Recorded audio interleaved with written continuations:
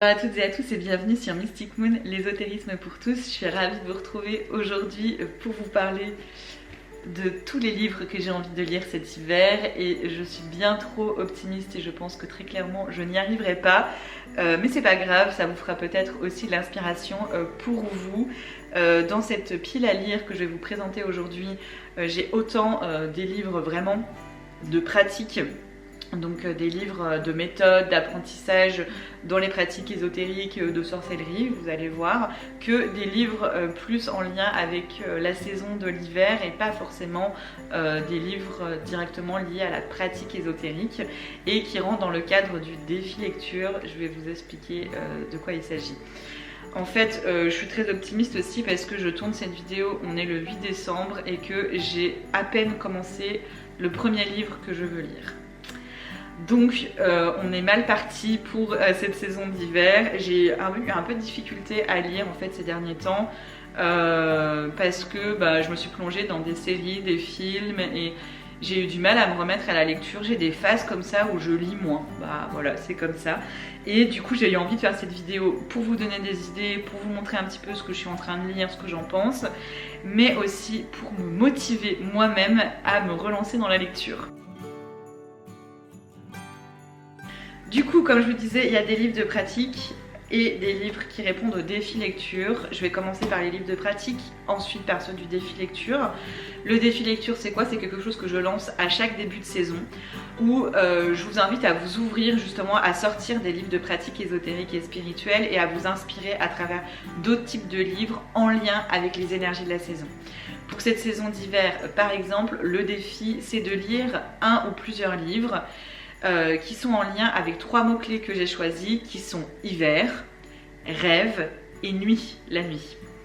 Et donc vous devez retrouver 1, 2 ou 3 de ces mots-clés dans le titre ou le sujet du livre et comme ça vous répondez au défi. Vous pouvez partager du coup avec un hashtag que j'ai créé qui est lecture hiver 2020 sur les réseaux sociaux pour partager vos lectures et voir un petit peu ce que la communauté est en train de lire et échanger entre vous. Et en plus de ça, pour les membres de la box Magie Saisonnière, il y a un serveur de discussion dédié au défi lecture et un live à la fin de saison comme un club de lecture pour échanger sur ce qu'on a lu. Voilà pour la remise en contexte du défi lecture. Et ce qui est cool, c'est que moi, ça me permet d'aller me réintéresser à des lectures que j'avais plus, des romans, de la science-fiction, du fantastique, des contes, des poèmes, parce que je m'enferme finalement beaucoup dans des lectures justement d'apprentissage. Alors on va se lancer avec les livres sur la pratique. Le premier qui est un livre en cours depuis le mois de juillet, que je n'ai toujours pas fini alors qu'il est tout petit. C'est Introduction à la pratique de la nécromancie, le travail magique avec les esprits des morts par Martin Coleman. Je vous en avais parlé sur Instagram et c'est un livre que j'avais très envie de lire parce qu'il y a très peu de livres sur le sujet de la nécromancie, encore moins traduits en français et encore moins, on va dire, à peu près correct en termes de pertinence, si je peux dire. Pourquoi j'ai du mal à le lire? La manière dont est abordé ce sujet de la magie des morts, je suis pas toujours très fan. J'aime beaucoup parce qu'il va aller nous donner des sources historiques, des symboliques historiques, de fonctionnement, de comment ça a pu se passer, de choses qu'on peut même, qui sont même tirées de la Bible pour comprendre tout l'aspect aussi de la divination, de la communication avec les morts, etc. C'est passionnant, c'est très intéressant à ce niveau-là. Par contre, il a un rapport d'autorité qui me déplaît très fortement avec ce sujet, c'est-à-dire qu'il y a cette idée d'invoquer, d'imposer sa volonté, etc., qui est très de l'époque. Je ne suis pas vraiment surprise. Il y a eu longtemps cette vague-là de on est dans l'invocation, on impose, on est autoritaire avec les esprits et les morts y compris. Je suis pas du tout dans cette démarche-là dans ma pratique. Je suis plutôt dans l'idée de coopérer, de travailler ensemble, d'être en alliance et en confiance. Et c'est en ça que j'ai un peu de mal à avancer dans ce livre. Mais il y a quand même des choses intéressantes, donc il faut que je le finisse. Ensuite, on a celui-ci, j'ai pas du tout vocation à le terminer dans l'hiver, on est d'accord. J'en ai déjà parlé à plusieurs reprises, c'est un livre je pense que je vais lire peut-être même sur plusieurs années finalement. Il s'appelle L'Enclos des As. Il a été écrit par Aurélia Petri, il est aux éditions Alliance Magique et le sous-titre c'est Spiritualité des peuples nordiques. L'Enclos des As, c'est un livre qui va reprendre des textes originaux en vieux norrois, comme par exemple l'Edda poétique, qui du coup raconte les différents mythes nordiques, et à partir de ces mythes nordiques on va reconstituer en fait une pratique de paganisme nordique, mais aussi de magie et de sorcellerie, avec par exemple la Volva, entre autres, pour les personnes qui connaissent. Donc très clairement c'est un livre uniquement pour les personnes qui sont intéressées par le paganisme nordique, par les mythes nordiques, par la magie nordique, et ou du coup qui est aussi intéressé par se baser sur les textes originaux, puisque vous avez en fait quasiment à chaque fois le texte en vieux norrois et ensuite la traduction et l'interprétation de l'auteur. Il y a une grande part d'interprétation de l'autrice, donc voilà, on va pas forcément tous s'y retrouver, ça fait pas forcément consensus, mais moi ça m'aide beaucoup puisque j'ai cette pratique de paganisme nordique à comprendre les origines, les mythes, les constructions en fait. Donc c'est un livre qui fait 900 pages je crois. Non, j'exagère, il fait 600 pages. Il fait que 600 pages. Donc je sais que je vais pas le finir du tout cet hiver, mais je picore dedans régulièrement et c'est pour ça que j'avais envie de vous le présenter aujourd'hui. J'ai plus que 2 livres à vous présenter dans la pratique. On a celui-ci, ah oui, donc je vous ai pas dit, l'Enclos des As, il m'a été envoyé par Alliance Magique, et les 2 autres que je vais vous montrer ont aussi été envoyés par Alliance Magique. C'est pas un partenariat dans le sens où je suis pas rémunérée pour vous en parler, je suis pas payée pour ça. Je choisis les livres que j'ai envie de recevoir et j'en parle s'ils me plaisent. Donc voilà, si je vous en parle, c'est que j'ai vraiment envie de vous en parler. Donc le prochain c'est Le Savoir des Runes, Voie initiatique par Kim Farnell. Il m'a été envoyé très récemment, je ne l'ai pas encore lu. C'est un petit livre qui fait, qui fait 155 pages à peu près. Ce que j'ai bien aimé dans ce livre, parce que j'en ai déjà un sur le sujet, que j'ai pas là dans ma bibliothèque parce que il est tout le temps près de moi, près de mon hôtel, parce que je l'utilise beaucoup. C'est un livre sur les runes, c'est les runes pour les débutants en fait, aussi de chez Alliance Magique, que j'aime beaucoup, et du coup j'avais beaucoup hésité à en prendre un autre qui est aussi un peu sur cet aspect débutant, parce que vous avez des livres sur les runes qui sont un peu plus avancés si je peux dire. C'est aussi un livre pour débuter, mais par contre il y a des choses dedans que je ne retrouve pas du tout dans l'autre, et en ça ils sont extrêmement complémentaires et je suis très contente. Déjà vous avez un chapitre sur l'histoire des runes qu'on a peu dans l'autre livre, que je vous ai déjà présenté plein de fois là, pour débuter avec les runes, avec la couverture bleue aussi de chez Alliance Magique. Ça je trouve que c'est quand même hyper important d'avoir cet aspect historique. C'est léger, on est d'accord, mais ça permet déjà d'avoir une première entrée en matière quand on débute. Vous avez aussi l'aspect mythologie des runes, que je trouve hyper cool aussi, qu'on n'a pas trop aussi dans le premier livre. Et ensuite vous avez tout un aspect sur vous avez les poèmes runiques. Alors ça, je trouve que c'est hyper important parce que dans les poèmes runiques, on va y retrouver beaucoup de symboles et de significations des runes. Ils ont beaucoup travaillé avec les poèmes pour transmettre le sens des runes. Et donc je pense que c'est hyper important aussi de les avoir, à un moment donné d'y avoir accès. Donc ça aussi c'est très chouette qu'ils en parlent. Comment créer ces runes, ça vous l'avez aussi dans l'autre livre, mais du coup il y a d'autres approches, donc c'est aussi très intéressant. Et ensuite vous avez les différentes interprétations des runes et des tirages. Donc voilà, je suis plutôt contente parce qu'ils sont assez complémentaires. Pourquoi je lis des livres de runes pour débutants? Parce que déjà je pense que je suis encore débutante, même si ça fait un certain temps que je les utilise et en divination et en magie, et j'ai encore toujours plein de choses à apprendre. Mais aussi c'est parce que en général les livres qui sont faits pour les débutants, ça me permet moi aussi de vous transmettre plus facilement, parce qu'il y a des manières d'aborder les choses. Vous savez, quand on a un certain apprentissage d'une pratique, après on oublie comment on l'avait appris. Une fois qu'on a acquis certaines connaissances, on ne sait plus comment expliquer, revenir à la base quand on n'a pas encore ces connaissances. Et en ça, c'est pour ça que j'aime bien aussi lire des livres pour les débutants, parce que ça m'aide à me rappeler de comment revenir à la base pour pouvoir vous le transmettre. Et j'ai prévu une formation sur les runes et beaucoup sur la magie des runes qui va arriver bientôt. Et donc je suis très contente aussi d'avoir ce livre-là pour ça. Le petit dernier, je vais aller très très vite, c'est un livre, ça fait la parfaite transition entre pratique magique et inspiration fantastique, etc. pour l'hiver, puisque ce livre-là, qui est aussi de chez Alliance Magique, n'est pas un livre de pratiques magiques, de sorcellerie ou ésotérique. C'est un livre autour du bien-être pour l'hiver. C'est écrit par Azilis Salvador et Camille Pellissier. Ce sont des autrices qui ont aussi fait un livre sur l'automne que je vous avais déjà présenté, et donc celui sur l'hiver est arrivé, et en fait vous allez avoir toute une approche plutôt de naturopathie avec les huiles essentielles, les plantes, des recettes de cuisine. Vous avez plein de choses en fait pour traverser et se faire du bien pendant l'hiver. Donc je trouve que c'est très complémentaire. Je dis toujours, la magie et la sorcellerie, c'est pas du bien-être, c'est pas du développement personnel, c'est pas de la naturopathie, c'est pas de l'herboristerie. Par contre, c'est complémentaire à tout ça. Et je pense que avoir une pratique cohérente, qui fait du sens et puissante, c'est avoir une pratique quand on est bien aussi avec soi-même. Donc c'est en ça que je trouve que c'est très complémentaire. C'est des beaux livres qui sont très bien illustrés, c'est très accessible.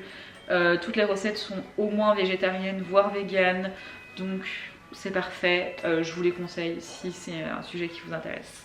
Et on continue avec ma pile à lire, du coup pour le défi lecture, et du coup par rapport à mes lectures de cet hiver qui m'apportent autant d'inspiration que les livres spécialisés dans la pratique.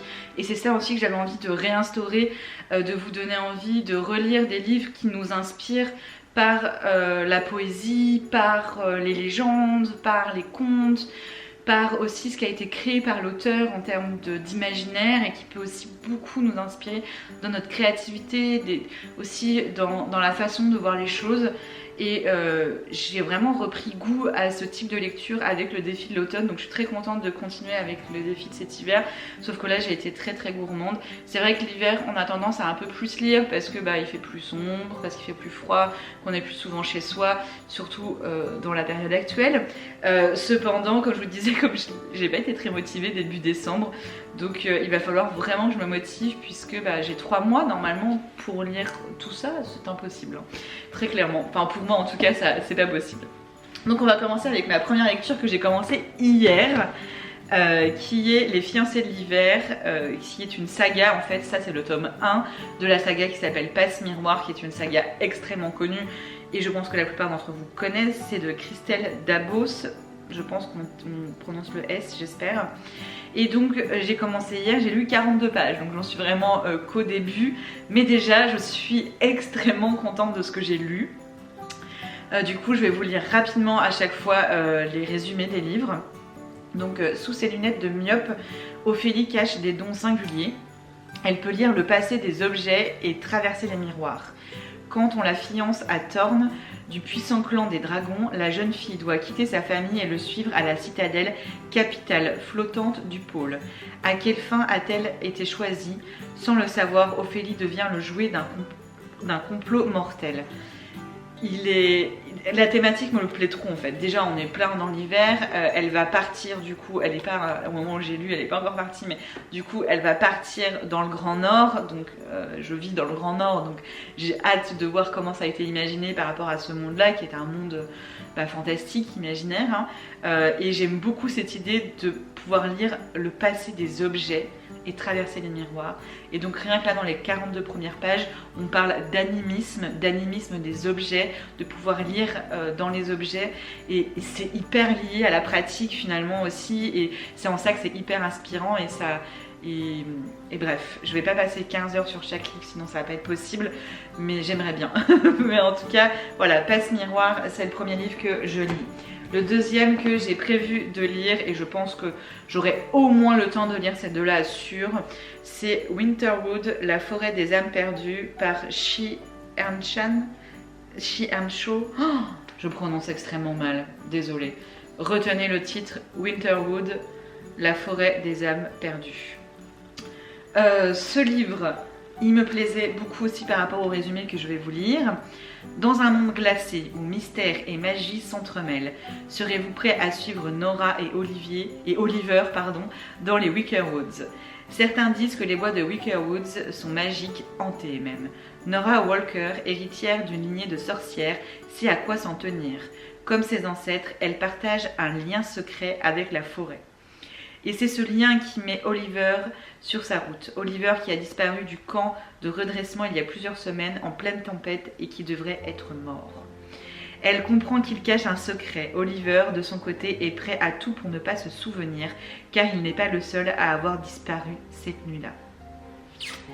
Il a l'air plein de mystères, d'obscurité. On est sur la thématique de la sorcellerie, de la magie, de la forêt, du mystère. Tout ce que j'aime, c'est, je crois, qu'on appelle ça des romans young adulte. Voilà, c'est pas du jeunesse, mais c'est pas du adulte non plus. Et un peu comme, je crois que Passe Miroir, je sais pas dans quelle catégorie il est rangé. Je pense qu'aussi il est rangé dans Fantastique Young Adulte. J'adore ce genre de livre et du coup je suis très contente. J'ai hâte de voir ce lien à la forêt en fait. J'avoue que c'est ce qui me plaît le plus et ma petite crainte c'est que ça tourne beaucoup autour de la relation avec les deux personnages, etc. Et que ça fasse un peu l'impasse sur la forêt et la sorcellerie. Donc j'espère que ça ira. Troisième livre qui me donne aussi très envie, de toute façon si je les ai achetés c'est qu'ils me donnaient envie, hein. Ça s'appelle Un hiver sans fin. Je vais m'abstenir de donner le nom de l'auteur parce que je vais très mal le dire, donc ça sert à rien. Le résumé c'est enfermée dans un pays au cœur d'un hiver éternel, Mila et ses sœurs se réveillent un matin pour découvrir que leur frère Oscar a été enlevé par de mystérieux voyageurs. Bien décidée à le retrouver, Mila va vite réaliser que tous les garçons du village ont disparu, tous sauf un, Rune, le mage. Mila et Rune partent alors pour un long voyage à la recherche des enfants perdus. Ils traverseront les plus hautes montagnes peuplées de loups et les plus terrifiantes régions du nord où le froid règne en maître. Tout ce que j'aime, le froid, des loups, de la magie, quelqu'un qui s'appelle Rune, ça me parle bien aussi, du mystère, voilà, on est pile dans tout ce que j'aime. Et tout ce qui est représentation du Grand Nord qui me fascine, y vivant forcément, c'est un sujet qui m'intéresse. Celui-ci, je vais finir par celui-ci plutôt, parce qu'il est un petit peu hors catégorie. Celui-ci, il est assez incroyable, il est extrêmement cher. Tous les livres là que je vous ai montrés, on est sur des prix on va dire classiques. On est sur du 14 €, 17 €, 8 €. C'est le seul poche que j'ai pu avoir. Forcément, ceux-là, c'est pas des formats poche, donc ils sont plus chers. Ceux-ci de chez Alliance Magique, on est sur des prix très raisonnables. On est sur du 16 € par exemple ici. Et celui-là, je crois qu'il a combien celui-ci? 15 € pour celui-ci. Et puis 16 € par exemple pour celui-ci. Donc voilà, on est sur des tarifs assez accessible on va dire. Celui-ci il est extrêmement cher, il est à 39 €. Donc c'est sûr que c'est pas rien, j'avais vraiment envie de me faire plaisir, c'est mon cadeau de Noël à moi. Je suis née aussi au mois de décembre, donc on va dire que c'est mes cadeaux d'anniversaire et Noël de mois à mois. En plus les fêtes de Noël on va les passer seules ici puisqu'on ne peut pas voyager. Donc voilà, ce que j'ai pas mis dans mon voyage, et ben, je l'ai mis dans un livre on va dire. C'est un livre qui est cher, pourquoi? Parce qu'il fait, je crois, 600 pages si je ne dis pas de bêtises. Mais c'est aussi et surtout parce que c'est une bande dessinée avant tout. Il fait, c'est ça, à peu près 600 pages.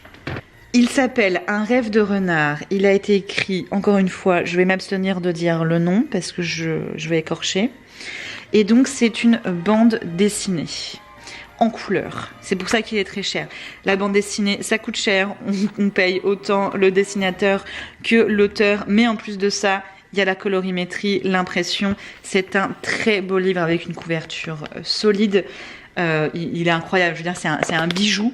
Donc c'est un très bel objet qu'on garde et qui me donnait très envie pour son histoire. Donc je vais vous lire le résumé qui est tout aussi incroyable que les dessins. Alors bon, bah après c'est des styles graphiques qu'on aime ou on n'aime pas, hein, c'est certain.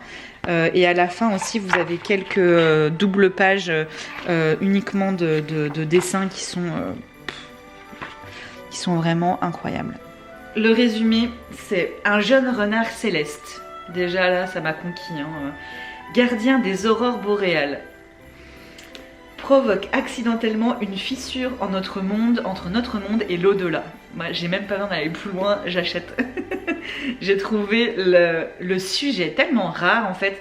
Tout ce qu'on a vu là, par exemple, Un hiver sans fin, Winterwood, c'est quand même des sujets qui sont revisités, mais voilà, l'idée de la forêt, de la sorcellerie, de disparition, de mystère, je suis sûre qu'ils sont géniaux, mais c'est quand même des sujets qu'on a vus et revus et qu'on va redécouvrir différemment, mais qui n'apportent pas forcément une grande nouveauté. Passe Miroir, pour le coup là il y a vraiment un univers de dingue qui a été créé et qui change vraiment d'habitude, et celui-ci, enfin, je trouve hyper intéressant. Un renard céleste gardien des aurores boréales qui provoque une fissure entre notre monde et l'au-delà. Un jeune homme et son chien métamorphe vont alors devoir se lancer dans une quête pour sauver les âmes des gens de leur village avant que celles-ci ne rejoignent Tuonela, le pays du sommeil éternel. Celui-ci, je pense que je vais le picorer, c'est-à-dire que je vais pas pouvoir attendre d'avoir lu les autres pour le commencer, mais en même temps j'ai pas envie de commencer par celui-ci parce que 600 pages, très clairement j'ai peur de ne lire que celui-là pendant l'hiver, parce que je pense que malgré que ça soit une bande dessinée, que forcément on peut se dire que potentiellement ça va être lu plus vite parce qu'il y a moins de texte, mais en même temps il y a toutes les images, toutes les illustrations qui sont folles, qui sont magnifiques et que tu as envie de regarder dans le moindre détail pour chaque. Donc j'ai vraiment l'impression que c'est un livre qui va se savourer et qui va sûrement me suivre plus que la saison de l'hiver. Dernier livre et après j'arrête, qui est un petit peu hors catégorie parce que il répond pas vraiment au défi lecture, mais je l'avais quand même mis dans la liste. En fait, je vous ai créé toute une liste de livres qui répondent au défi lecture, et celui-ci finalement il y répond qu'à moitié. En fait, il y a pas vraiment la thématique du rêve ou de l'hiver ou de la nuit dans ce livre. C'est au contraire un livre qui est très lumineux, qui est beaucoup plus dans la joie, dans la lumière, et qui est plus dans l'imaginaire que le rêve, même si ça va un peu ensemble, c'est quand même deux sujets différents. Donc c'est en ça qu'il n'est pas exactement dans la thématique. Il s'agit de Anne de Green Gables de Lucy Maud Montgomery, qui est une histoire très connue, qui a été repris en film et en série, je crois, en série sûre. Il y a eu 2 séries dessus, une très ancienne et une très nouvelle qui est sur Netflix, qui s'appelle Anne with a E, donc Anne avec un E, et qui est, je crois qu'elle a fait un carton plein sur Netflix. Moi j'ai pas du tout regardé les séries, mais il me donnait très envie. Âme de feu et de rosée, elle ressentait les plaisirs et les peines de la vie avec une intensité décuplée. C'est ce qu'on peut lire sur la dernière de couverture. En gros, c'est vraiment en fait de voyager dans l'imaginaire et l'univers de cette fille qui s'appelle Anne. Et en fait, j'aimais bien parce que je pense que ça va être par celui-ci que je terminerai si j'arrive à arriver au bout de ma pile à lire, parce qu'il fera une magnifique transition entre l'hiver et le printemps, avec cette idée d'imaginaire très propre à l'hiver pour ma part, je trouve, mais cette idée de lumière qu'apporte aussi ce livre, qui va nous amener vers l'équinoxe de printemps. Voilà pour toute ma pile à lire. J'espère que ça vous aura plu, inspiré, donné envie de lire, et de lire des choses peut-être différentes que vous avez l'habitude de lire. N'hésitez pas à me dire dans les commentaires ce que vous avez prévu de lire pour cet hiver. Pour aussi s'inspirer et partager, vous pouvez utiliser le hashtag lecture hiver 2020 sur les réseaux sociaux, et moi je ferai le point avec les membres de la box Magie Saisonnière dans un live à la fin de la saison où je leur partagerai, et puis eux aussi partageront ce qu'on a pensé de nos lectures. Et c'est terminé pour cette vidéo, je vous dis à bientôt sur Mystic Moon.